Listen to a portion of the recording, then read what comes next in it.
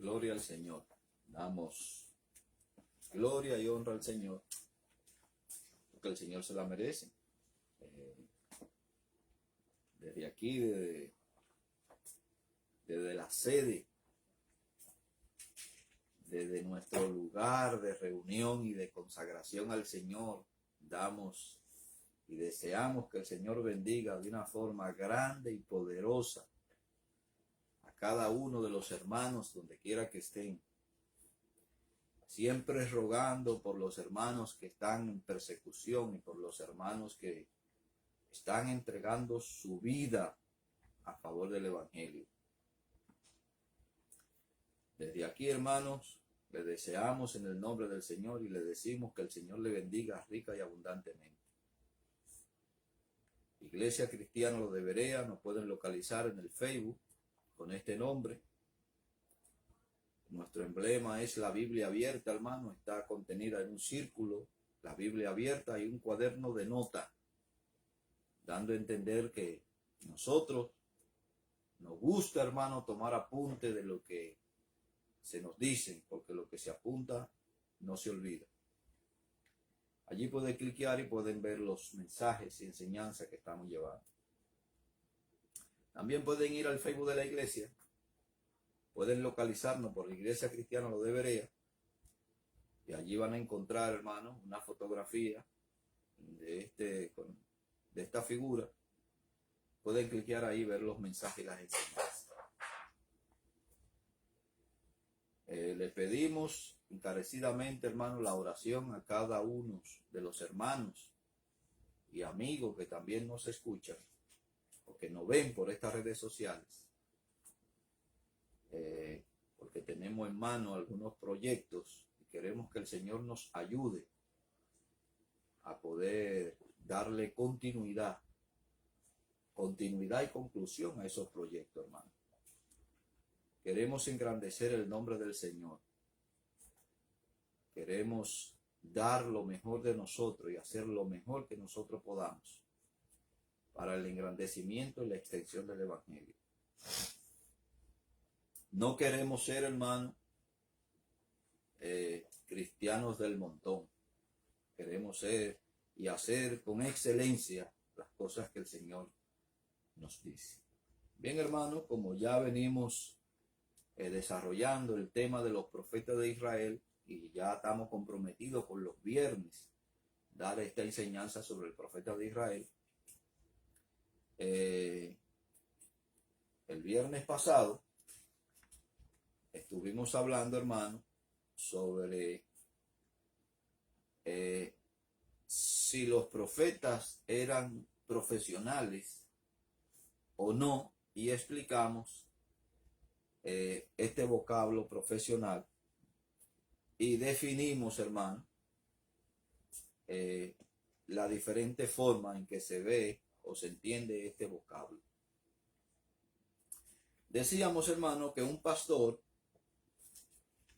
se le puede llamar profesional mientras esté ocupado habitualmente con su tarea que tenga que ver con el pastorado. No vamos a entrar en la clasificación si es bueno o si es malo, porque aquí lo que estamos definiendo, hermano, es el vocablo en base a su función. Si habitualmente lo que él hace con respecto al pastoreo o pastorado es su ocupación habitual, entonces esta persona es un profesional en lo que él está haciendo. También hablábamos de que ese vocablo también puede aplicarse o se puede usar en un sentido que tenga que ver con la capacidad, del conocimiento en cuanto al trabajo. También puede usarse en el sentido de que una persona está perfectamente capacitada para el trabajo en que él desocupa o en que él ocupa. Entonces podemos llamar que esta persona es un profesional porque está capacitada para desarrollar esa tarea determinada, que dicho sea de paso, ya sea a nivel conciliar o sea a nivel de forma independiente, porque hay iglesias que son conciliares, que pertenecen a un concilio, o hay iglesias que son independientes, que estas personas entienden que tienen el llamado del Señor o que han salido de determinado concilio y se han dedicado a la obra de Dios, y en función, hermano, tienen la capacidad para ejercer el pastorado, y ya, hermano, eso lo hace a ellos ser personas profesionales en lo que están haciendo. Ahora bien, decíamos que una persona que no tenga una capacitación en tal área,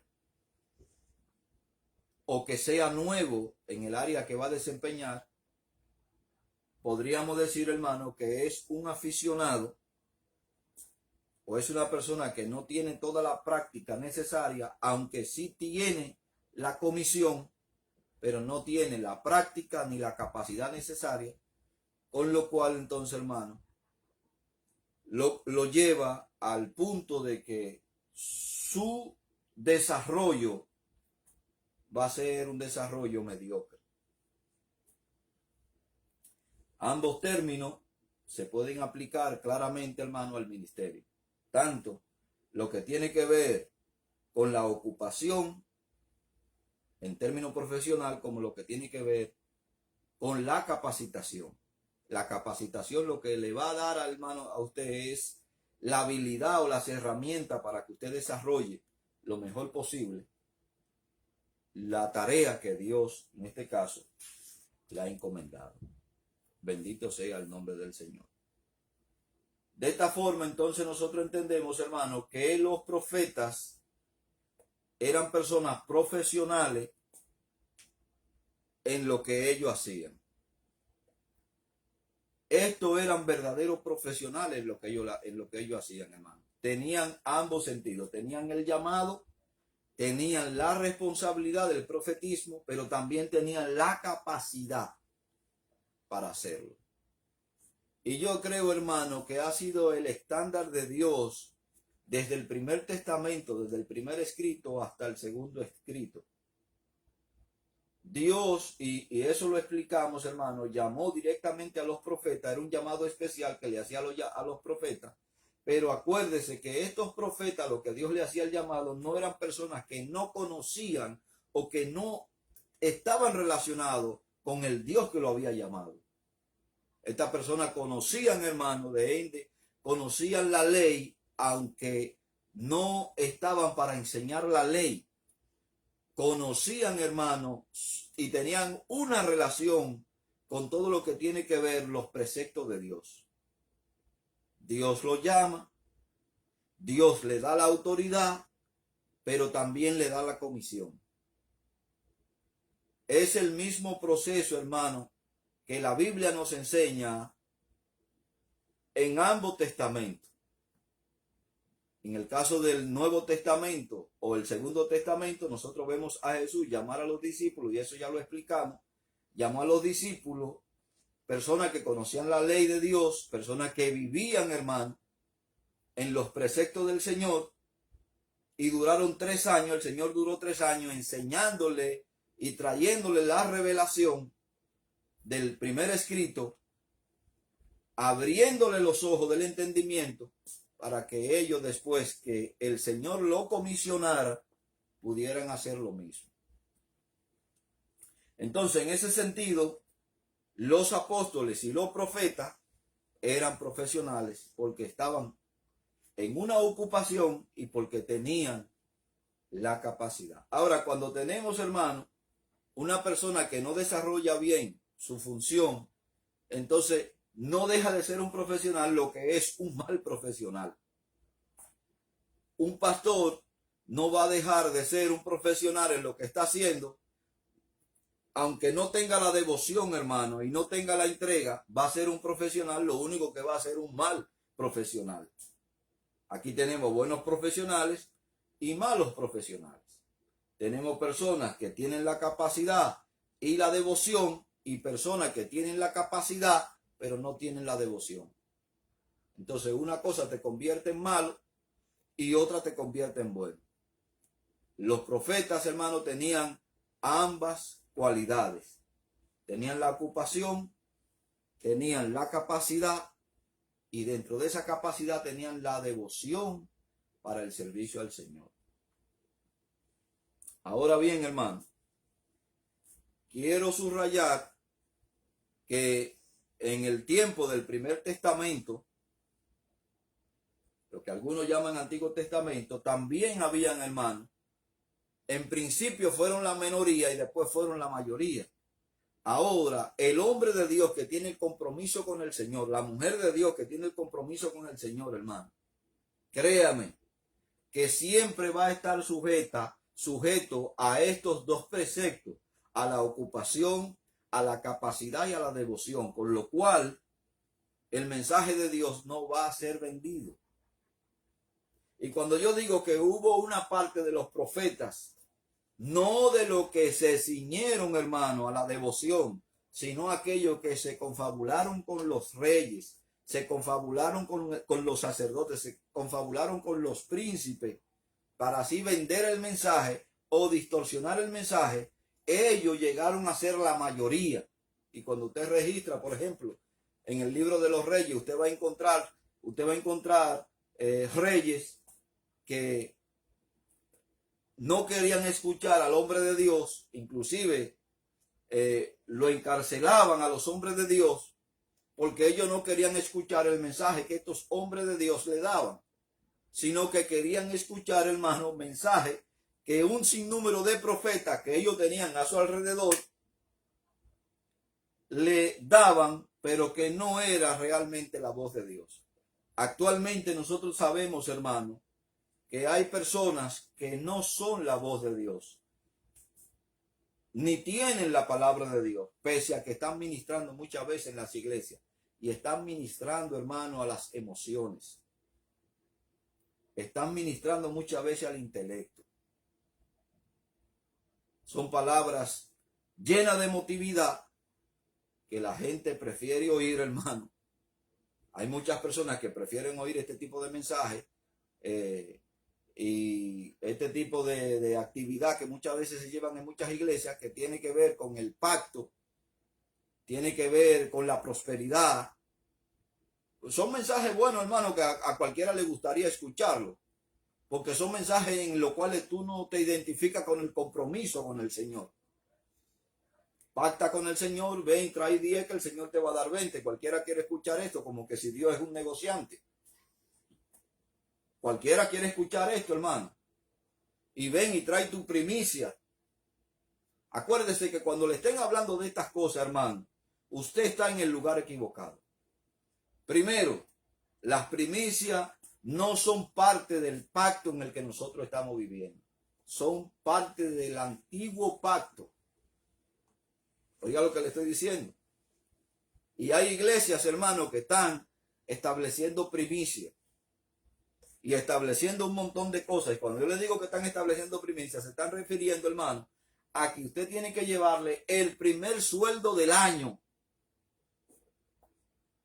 No de la primera semana, el primer sueldo del mes del año. Entrando el año, usted va a dar el primer sueldo para la iglesia en forma de primicia y el Señor se lo va a multiplicar. Yo no creo en esto, hermano.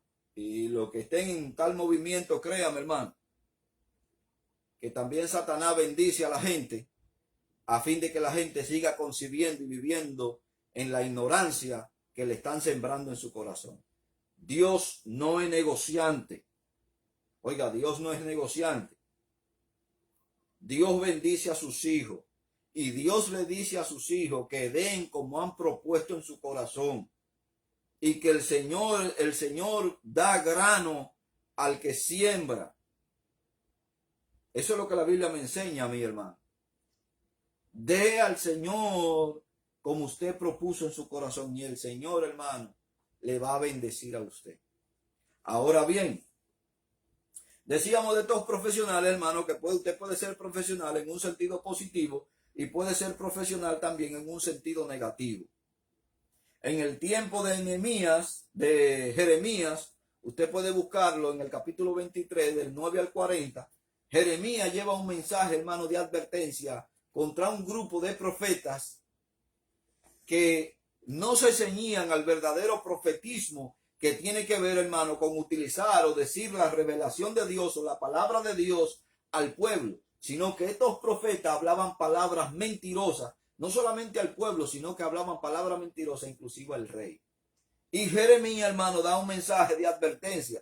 Y nosotros entendemos que ellos, en el tiempo de Jeremías, eran la mayoría. Y de ende, Jeremías, hermano, por hablar la palabra del Señor, pasó una situación que cualquiera no desearía pasar. Inclusive Jeremías en un momento le dijo, oye, pero si es que tú me mandas a hablar tu palabra y lo que me dan son garrotazos, me dan palos, me desechan, me dan bofetadas, me escupen, me tiran en una cisterna, me tiran en la cárcel, y todo por dar la palabra de Dios. A esto, hermanos, es lo que me estoy refiriendo, que el hombre de Dios tiene, hermano, su ocupación, en este sentido es un profesional, tiene la ocupación, tiene la capacidad, pero también tiene la devoción. Y la devoción, por lo general, lo va a llevar a usted a decir lo que Dios quiere que usted diga.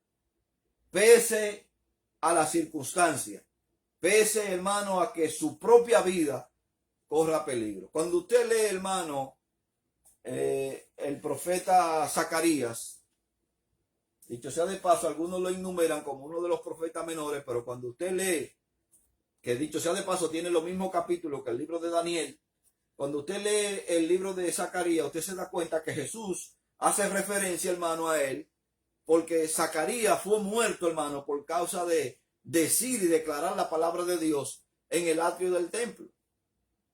Quiere decir que cuando Dios le dijo, profetízale a este pueblo y dile a este pueblo lo que tú tienes que decirle, Zacarías, hermano, lo hizo. Y por decir o declarar la palabra de Dios, a Zacarías lo apedrearon, hermano.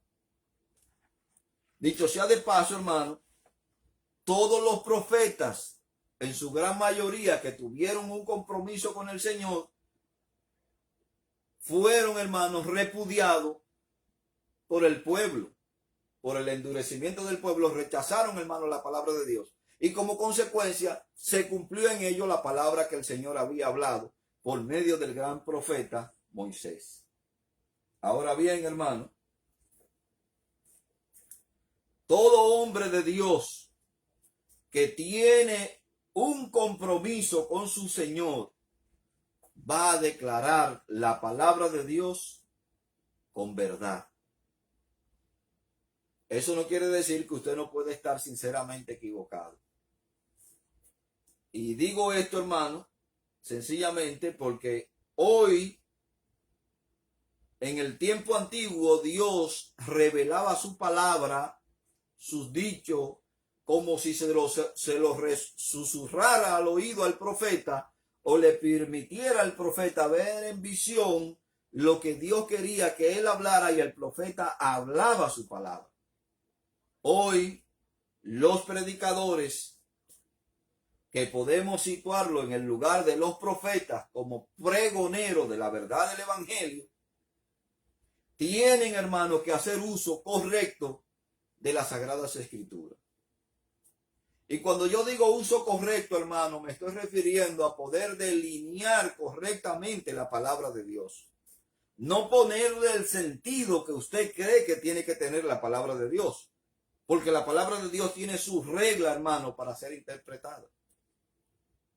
Yo quiero, hermano, que usted vaya conmigo por un momento a Segunda de Pedro, en el capítulo 1, para que usted vea lo que Pedro dice con respecto a la palabra del Señor. Pedro, hermano, en el capítulo 1 dice, y esto lo estoy diciendo para aquellos que andan buscando profetas y andan buscando personas que Dios le hable y que Dios les muestre, y que quieren conocer la voluntad de Dios, pero que quieren que otro se la diga, porque no tienen el interés, hermano, de conocer la palabra de Dios.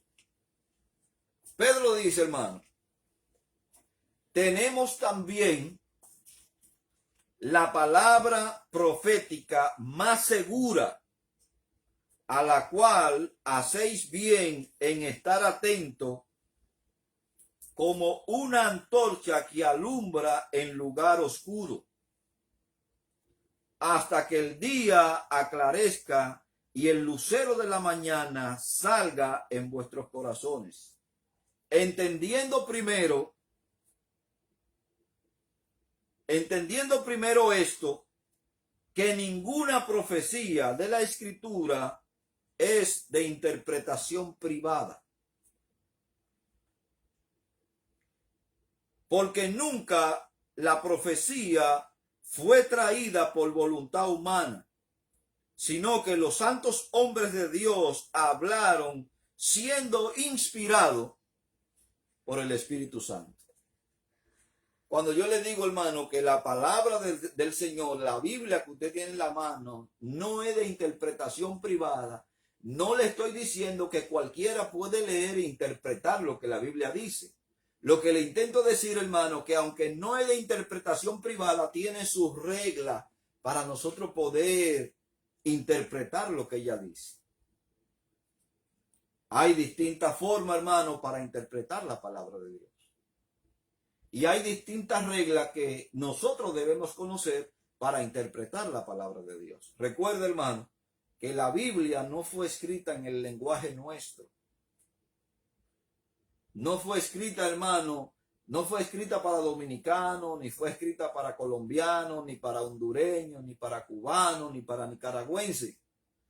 La Biblia, hermano, fue escrita en un contexto judío. Y aunque varios profetas, como en el caso de Ezequiel, en el caso de Jeremías, en el caso de Daniel, escribieron, hermano, en el exterior, esa profecía siempre estuvo vinculada con el pueblo de Israel, su forma de vida y su cultura. De tal forma que debemos conocer, hermano, los aspectos culturales en lo que ellos están viviendo y en lo que ellos están desarrollando. Y en ese aspecto que se está desarrollando la profecía, para nosotros poder entender, hermano, a qué se refiere realmente la profecía. Si es aplicable al tiempo nuestro hoy o no. Entonces, teniendo las reglas en la mano, hermano, entonces podemos decir, podemos interpretar la Biblia porque no es de interpretación privada. Aquí no es Martín Lutero, ni es el predicador determinado o el denominado apóstol o el denominado profeta el que tiene la revelación de Dios. La revelación de Dios está ahí, hermano. Hay cosas sencillas que nosotros podemos entender y hay otras cosas sencillas que necesitan, hermano, una profundidad a nivel de investigación para nosotros poder llegar a una conclusión feliz. Ahora, los profetas, como ya he dicho, no eran encargados de enseñar la ley de Dios. Eso no quiere decir que los profetas no conocieran el contenido, hermano, de la ley de Dios. Más bien, ellos eran comisionados para traer al pueblo a vivir la ley de Dios. Y creo que cada predicador, hermano, está con esa comisión de traer al pueblo a vivir la palabra de Dios. Ahora bien, quiero, hermano, introducir aquí una parte que en lo personal yo lo considero importante, porque yo sé que aunque el pueblo de Israel, hermano, tuvo cierta influencia, ya sea porque vivió en el cautiverio en Babilonia, y ya sea también porque vivió en el cautiverio de Egipto, y ya sea porque vivió en Canaán, que estos tres pueblos, hermano, también tuvieron sus profetas, también tuvieron su sacerdocio. Eso no quiere decir, hermano, que ellos, los profetas del Señor, tuvieron una influencia de aspecto cultural o una exportación de aspecto cultural de estas tres localidades. Y yo lo considero sumamente importante. Y quiero considerar aquí, hermano, estos tres aspectos, empezando, hermano, por Mesopotamia. Y usted va a decir, hermano, ¿y qué tiene esto que ver con el aspecto del profetismo? Quizá usted no entienda o no relacione una cosa con la otra, pero sí tiene mucha relación, inclusive, hermano, con lo que nosotros conocemos hoy en el contexto cultural nuestro, que se ha exportado desde muy atrás. Y nosotros de una forma o de otra lo hemos practicado, consciente o inconscientemente. Ahora, en Mesopotamia, hermano, existían 4 grupos que tenían que ver con los aspectos sacerdotales y con los aspectos del profetismo. Muy pocas cosas, hermanos, se hacían en ese tiempo, de ese primer testamento, en Mesopotamia. Muy pocas cosas se hacían en Mesopotamia que no tuvieran que intervenir estos sacerdotes o profetas. Muy pocas cosas. De ende, hermano, usted sabe que los dioses en ese tiempo eran dioses territoriales y que cuando usted iba a la guerra o quería ir a la guerra o quería iniciar una campaña de guerra, lo primero que usted hacía, hermano, era consultar a sus brujos, hechiceros, denominados profetas, para ver si a usted le iba a convenir ir a la guerra o no. Inclusive si usted se quería aliar con una persona, primero consultaba a sus adivinadores para ver si a usted le convenía esta unión. Pocas cosas, hermanos, se hacían, inclusive en la vida cotidiana, sin que intervinieran estas personas. Y quiero traer a colación porque ahora mismo en el cristianismo usted encuentra un grupo de personas, hermano, que quieren saber la voluntad de Dios y quiere que Dios le hable por medio de sueños y quiere que Dios le hable por medio de profetas y quiere que Dios, y andan corriendo de un lado para otro porque allí viene el profeta fulano de tal y ese sí tiene palabra y el Señor me va a hablar. Cuando usted tiene las Sagradas Escrituras, que la Biblia nos acaba de decir, hermano, el apóstol Pedro, que es la palabra más segura que existe. Y que toda la palabra que nosotros tenemos aquí, todos los hechos que tenemos en las Escrituras, fue inspirada, hermano. Que esos santos hombres de Dios hablaron bajo la inspiración del Espíritu Santo, es decir, hablaron bajo la inspiración del mismo Dios. Con lo cual le estoy diciendo, hermano, que no corra de aquí para allá o de allá para acá buscando a un denominado profeta cuando usted tiene la palabra de Dios, que es la palabra profética más segura. Le habla del pasado, del presente y le habla del futuro.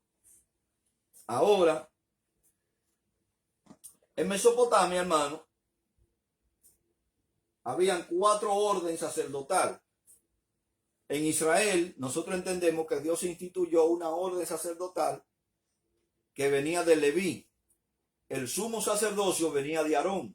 Y explicamos, hermano, que el sumo sacerdote o el aspecto sacerdotal estaba exclusivamente con 2 funciones, que era la que tenía que ver con el sacrificio de los animales por la expiación de los pecados y lo que tenía que ver con la instrucción de la ley. Esas eran las 2 funciones básicamente del sacerdocio. Pero resulta que aquí en Mesopotamia también, hermano, existían sacerdotes y existían profetas. Ahora vamos a ver en qué orden y qué artilugio utilizaban esto para poder adivinar o determinar inclusive el futuro de una persona. Primero tenemos, en Mesopotamia tenemos aquí el Aishpu. Este primer grupo, hermano, eran un grupo de personas o de sacerdotes que eran exorcistas. O sea que el exorcismo, o lo que nosotros cristianamente hablamos, echar fuera un demonio, no es de ahora. Aunque estos utilizaban sus encantamientos para echar fuera demonios. Este grupo en Mesopotamia, hermano, se dedicaba a ser exorcistas. Donde quiera que había un demonio o un endemoniado, lo llamaban a ellos para que ellos hicieran todos sus ademanes y utilizaran todos sus artilugios a fin de hipotéticamente liberar al demonio. Nosotros sabemos que Satanás no echa fuera a Satanás, y Satanás puede sacarte un pichón pequeño para meterte un pichón grande. Y dicho sea de paso, ya te envenena con la enseñanza o con lo que tú puedes ver o palpar simplemente a simple vista, y ya te envenena, hermano, con esa creencia de tal forma que te hace mucho más esclavo de lo que tú eres, porque ya va a estar sujeto a este tipo de actividad. Entonces aquí en Mesopotamia existían estos primero, hermano, que eran exorcistas. Luego de los exorcistas, que eran encargados de echar fuera a los demonios, también estaban los cayú. Estos eran responsables de la música en el templo. De ahí, hermano, nosotros podemos decir que el pueblo de Israel, hermano, en el tiempo de David, David también organizó a ese cuerpo sacerdotal, hermano, para que también cuando se estaban ofreciendo los sacrificios al Dios Todopoderoso y al Dios verdadero, los levitas eran encargados, hermano, de tocar instrumentos y cantar a medida que se hacían los sacrificios. Que dicho sea de paso, los levitas nunca cantaron en el templo, hermano. Toda esta actividad se hacía fuera del templo. En el templo lo único que se ofrecían, hermano, era los sacrificios y las enseñanzas. Después, hermano, los cánticos y todo eso, los levitas, en el tiempo de David, hermano, que fue quien lo organizó, cantaban fuera. En Mesopotamia también existía los cayú, que eran responsables de la música en el templo mientras se estaban haciendo estos rituales. Luego, en el tercer grupo, tenemos, hermano, los Quadistú. Este era un grupo de mujeres que eran sacerdotisas cuya tarea principal era la prostitución religiosa en el templo. Gracias al Señor, en las iglesias cristianas, hoy no tenemos ese tipo de actividad y nunca lo hemos tenido. Pero no quiere decir que no han existido. Ahora, desde Mesopotamia, oiga bien, porque los dioses, como yo le expliqué, eran territoriales y cada gobierno que conquistaba a otra nación, no solamente conquistaba la nación, sino que también conquistaba a sus ídolos. Adhería a sus ídolos a la creencia que ya ellos tenían. Entonces, desde Mesopotamia nosotros nos trasladamos, hermano, hasta el tiempo del apóstol Pablo cuando estuvo en Corinto. Y en Corinto, en el templo de Atenas, en Corinto, hermano, había mínimo, según los historiadores y según Joséforo, 1000 prostitutas dedicadas a la prostitución religiosa. Quiere decir que ahí usted iba a ofrecer su sacrificio, pero también le daban carne a cambio de lo que usted iba a hacer. No sé si entienden la expresión, hermano. Le brindaban sexo a los devotos de la diosa Atena. De ahí que Pablo, hermano, introduce la enseñanza de 1 de Corintios capítulo 11 sobre rasparse la cabeza y sobre el asunto del velo, porque las prostitutas en aquel entonces llevaban, hermano, la cabeza rapada como una forma de que fueran fácil de identificar. Entonces, identificada la prostituta, usted elegía a su prostituta como fiel devoto a la diosa Atena y tenía sexo, hermano, allí mientras se hacía el oficio religioso. Todo esto, hermano, viene importado desde Mesopotamia. Y nosotros lo vemos allí ya en el desarrollo del Segundo Testamento, del Nuevo Testamento, porque la Biblia nos enseña de cuando Pablo estuvo allí en Atenas, en Corinto, predicando el Evangelio. Entonces, esta sacerdotisa, cuya tarea principal era ofrecer su cuerpo religiosamente. También, hermano, acuérdese que cuando se hacían las festividades en Canaán, que ya eso lo vamos a tocar más adelante porque estoy tocando esto, en Canaán también se hacía, hermano, estaban las prostitutas para el dios de la fertilidad, donde se hacían, hermano, orgías a mayor escala. Eso siempre ha venido, hermano, como aspecto de degeneración del hombre. El hombre no ha buscado a Dios en ninguno de los sentidos. Y lo que se ha declinado por satisfacer su carne, satisfacer su ego. una falsa adoración trae consigo una falsa práctica y trae consigo también un sinnúmero de artilugios que lo que hacen es que el hombre se sienta cómodo en sí mismo. Dicho sea de paso, hoy tenemos, hermanos, en muchas congregaciones, tenemos no prostitución en el sentido físico, pero sí prostitución en el sentido espiritual, porque han introducido al culto un sinnúmero de actividades que no tienen nada que ver con la glorificación del nombre de Dios. Tenemos iglesias, hermanos, que han metido unas danzarinas, niñas, adolescentes y jóvenes y adultas, han metido una danzarina y unas bailarinas dentro de la iglesia a hacer coreografía, hermano, que ya esto parece una escuela de artes marciales china, donde usted lo ve haciendo un sinnúmero de alemanes, que usted dice, pero ¿y esto qué es?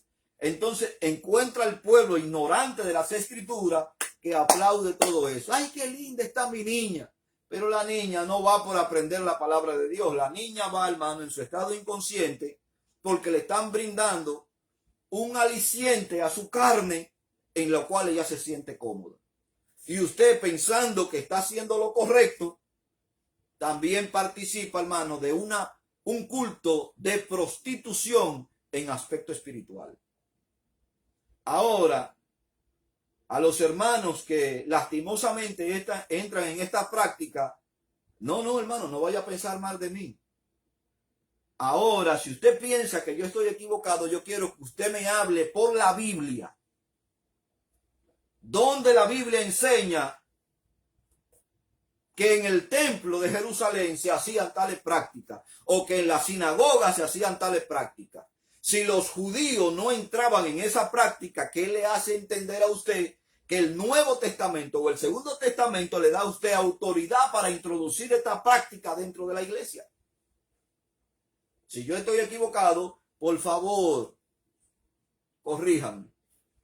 Si tiene argumento bíblico, y no me venga, hermano, con el cuento de que David danzaba, porque si vamos a entrar dentro de los aspectos cultural, el pueblo de Israel nunca utilizó la danza como un aspecto de adoración a Dios.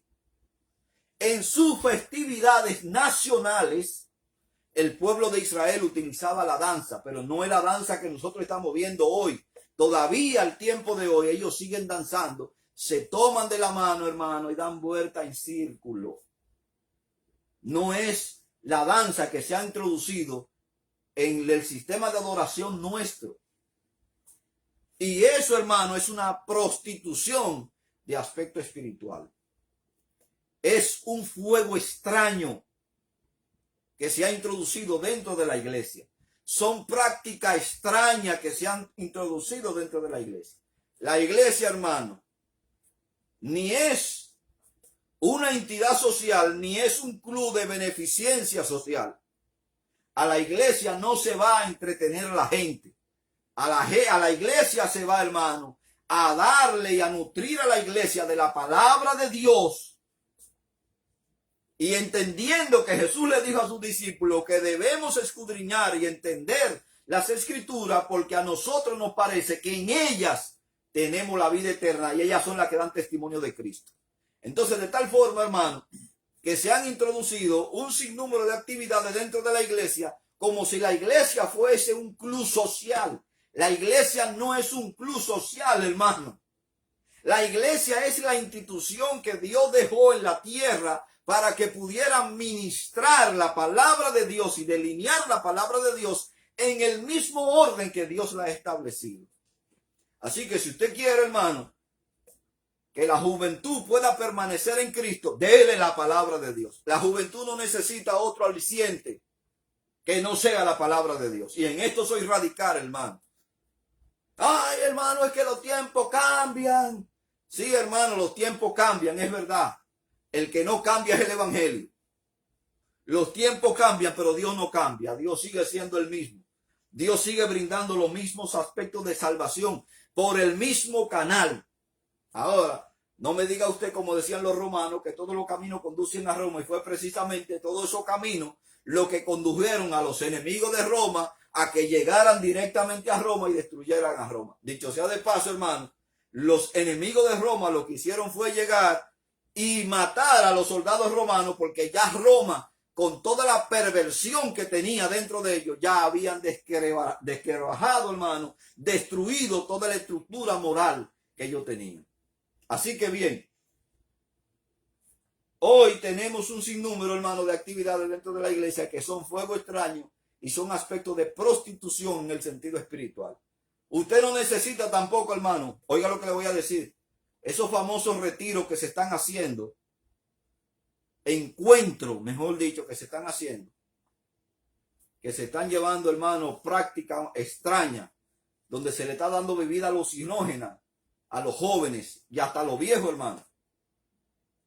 Porque ahora yo le voy a preguntar, si la intención es llevar la palabra de Dios, ¿por qué hay tanto secretismo? ¿Por qué hay tanto hermetismo en que nadie puede utilizar un aparato de grabación para grabar lo que se está haciendo? Oiga bien, hermano, hay un secretismo y hay un hermetismo que no le dicen para dónde lo llevan. Es lo primero. Le dicen que usted no puede tener comunicación con nadie, que usted no puede tener ningún aparato de grabación, porque donde usted va se va a retirar con Dios.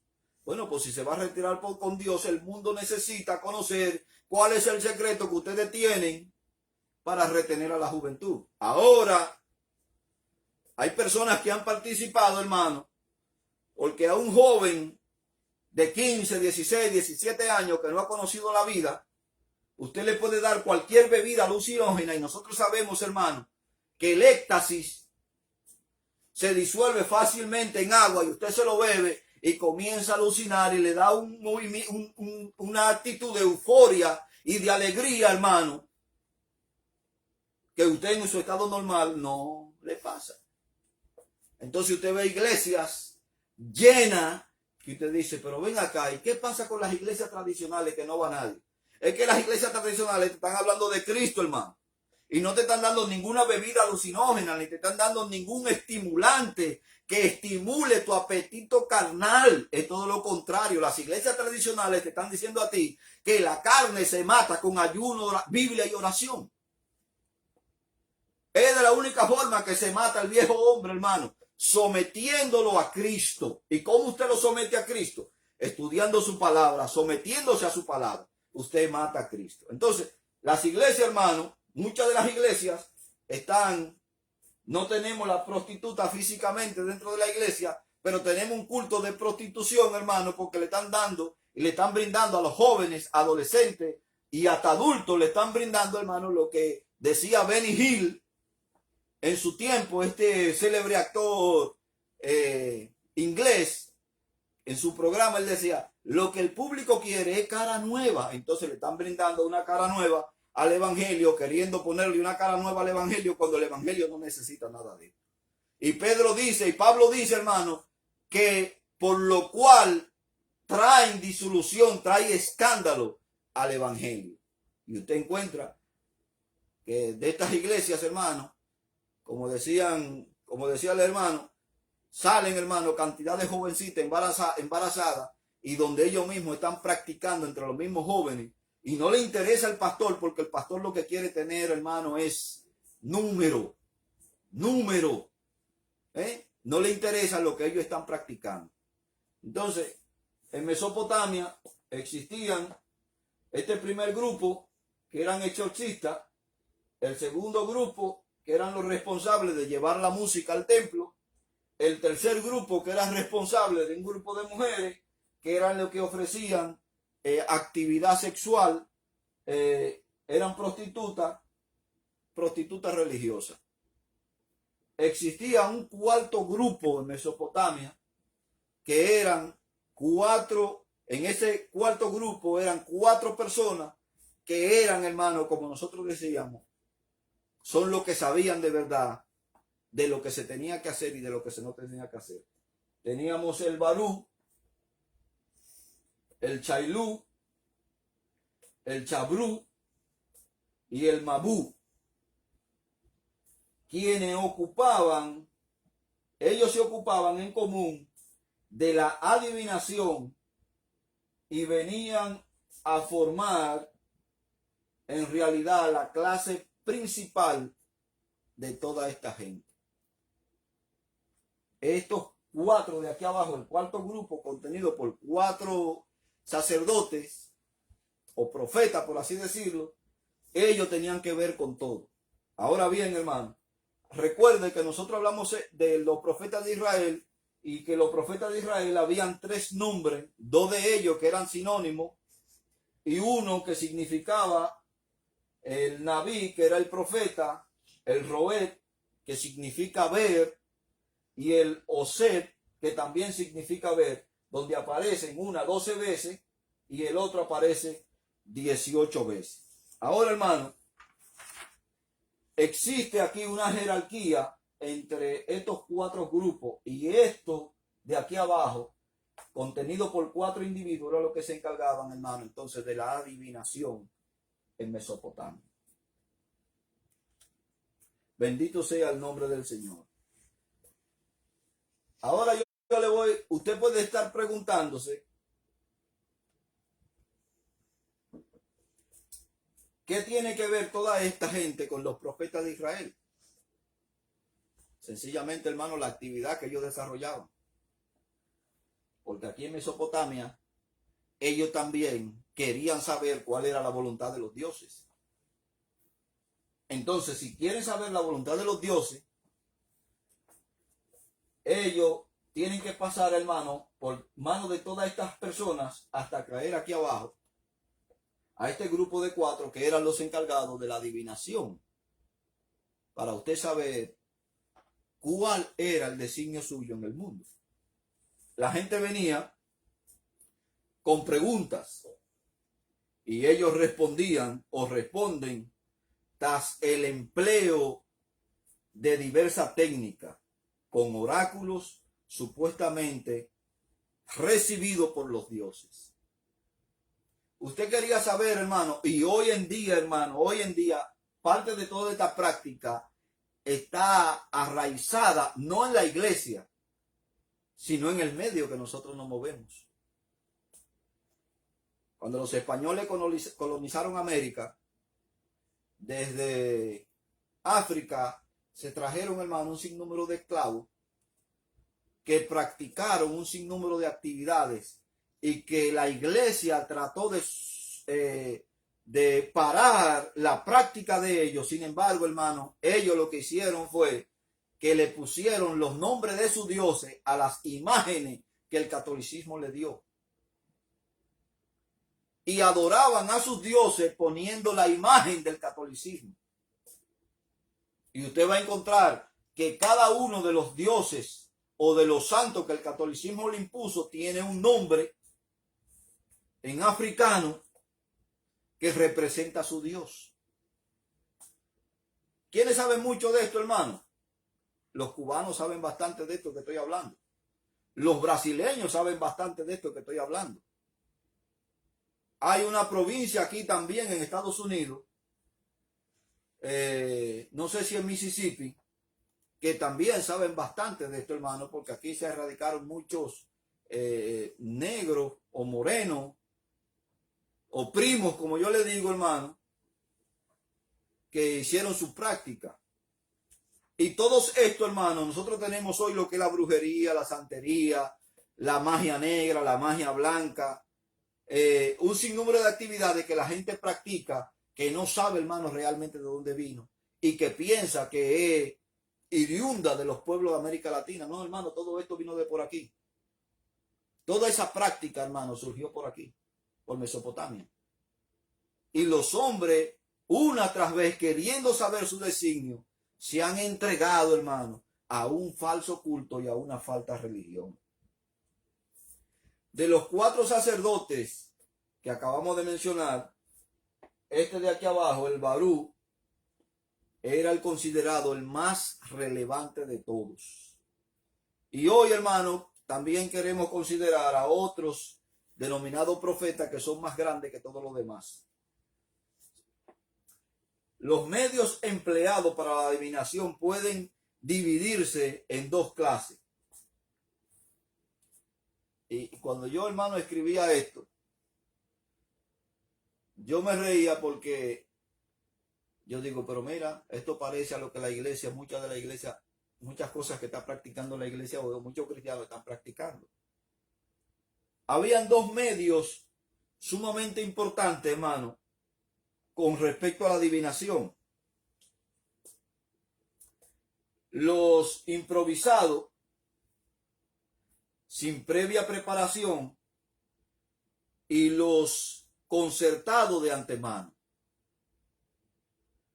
Cuando ellos dicen lo improvisado, algo que pasaba de repente, o otros que eran concertados, eran cosas que eran calculadas. En cuanto a los improvisados, hermano, tenía que ver con todo tipo de agüero o presagio acerca de los eventos que podrían ocurrir dentro del día. Usted ha oído por casualidad, hermanos, o ustedes han oído por casualidad que si había una escalera y alguien pasaba por esa escalera, por debajo de esa escalera, eso presagiaba algo. El día te iba a ir mal, iba a tener mala suerte, o que de repente pasara un gato por enfrente tuyo, un gato negro, y automáticamente ya ese gato negro representaba el mal y era que el día o las cosas se te iban a torcer en el día. Eso, hermano, hoy por hoy nosotros lo practicamos, pero esa práctica viene de aquí, de Mesopotamia, que eran las prácticas improvisadas, que ellos, hermano, consideraban todo lo que te pasaba durante el día y eso determinaba cómo te iba a ir en los días sucesivos. Ahora bien, hermano, existía una larga lista de tales agüeros como significado correspondiente.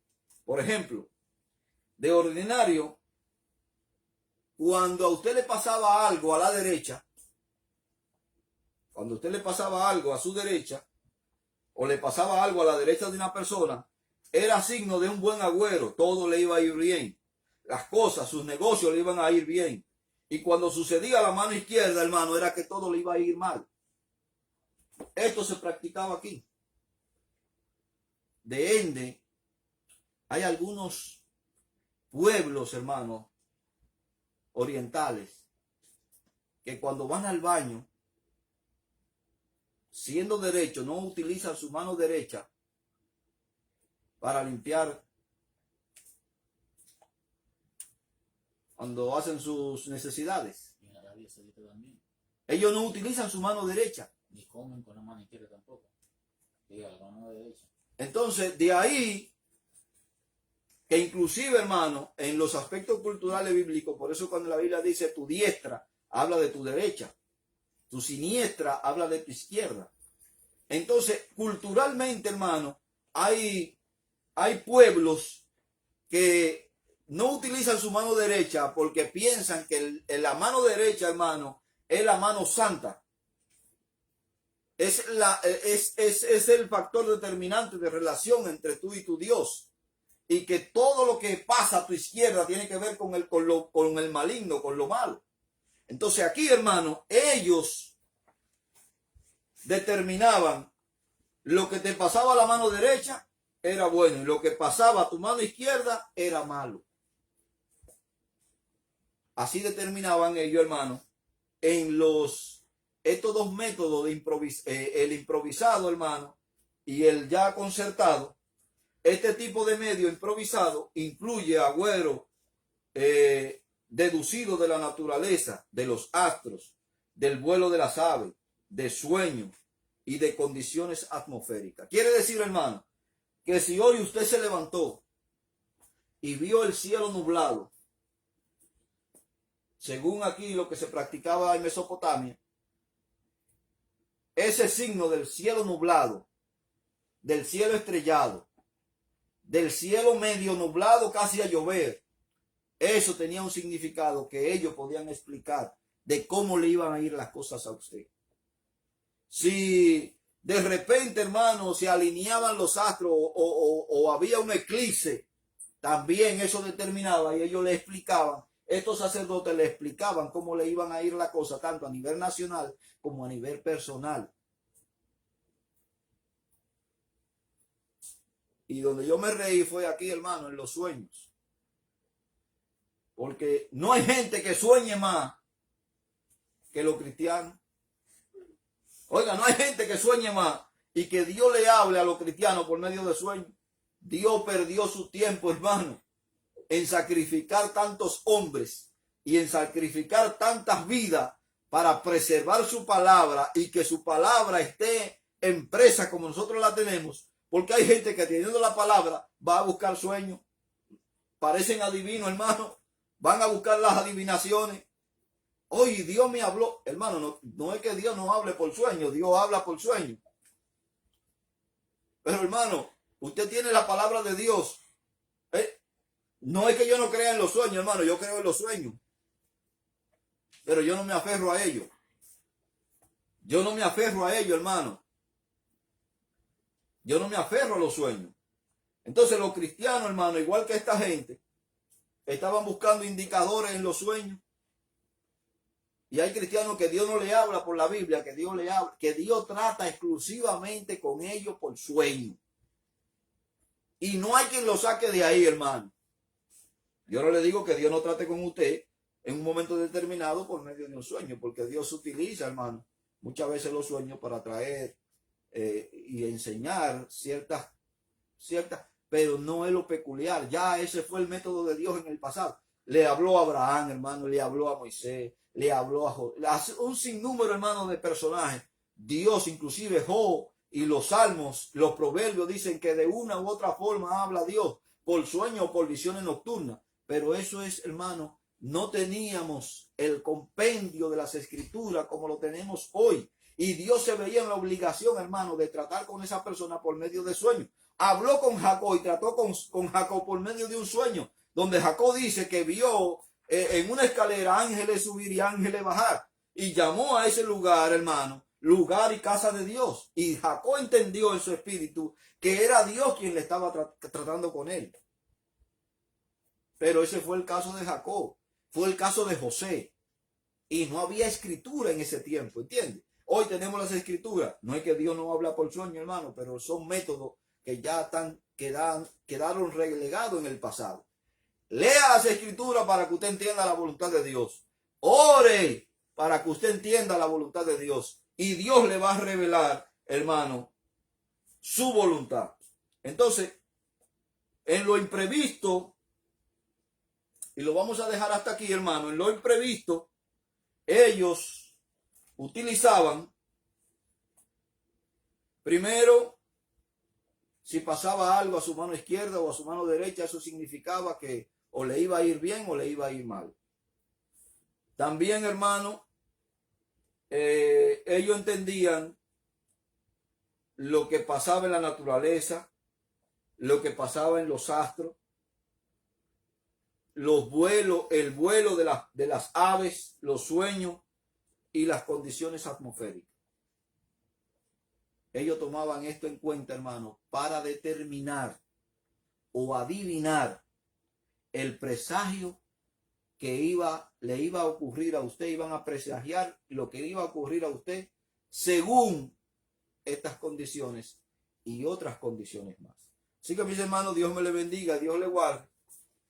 El próximo viernes vamos a seguir con este mismo tema, porque quiero seguir hablando sobre lo que tiene que ver con el aspecto del profetismo y la adivinación en Mesopotamia.